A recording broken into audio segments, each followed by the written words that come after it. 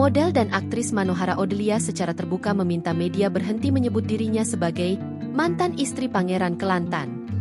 Permintaan tersebut disampaikan Manohara melalui unggahan panjang di akun Instagram pribadinya. Dalam pernyataan itu, Manohara menegaskan, penyebutan tersebut tidak akurat dan menyesatkan, serta tidak mencerminkan realitas yang ia alami saat masih remaja. Selama bertahun-tahun, saya berulang kali disebut dalam artikel dan judul berita sebagai mantan istri. Saya menulis surat ini untuk dengan hormat mengklarifikasi bahwa deskripsi ini tidak akurat dan menyesatkan. Tulis Manohara, dikutip Selasa, 6 Januari 2026. Manohara menekankan, peristiwa yang dialaminya kala itu bukan hubungan romantis, bukan hubungan atas dasar persetujuan, dan bukan pernikahan yang sah. Manohara menyebut dirinya berada dalam kondisi di bawah umur, mengalami paksaan, serta tidak memiliki kebebasan untuk memberikan persetujuan secara sukarela. Apa yang terjadi selama masa remaja saya bukanlah hubungan yang saya inginkan, setujui, atau jalani secara sukarela, tulisnya. Menurut Manohara, penggunaan istilah mantan istri menyiratkan adanya hubungan yang sah, dewasa, dan atas dasar kehendak bersama.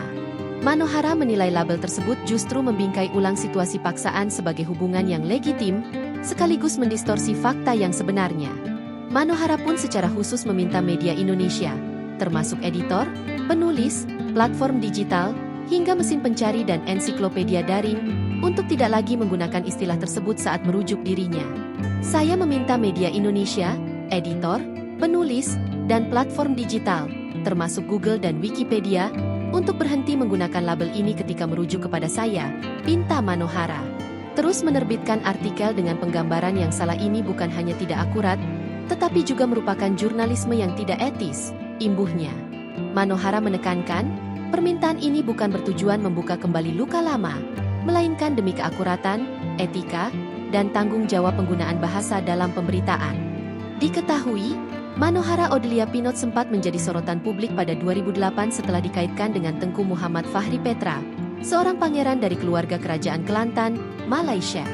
Download Tribun X sekarang, menghadirkan lokal menjadi Indonesia.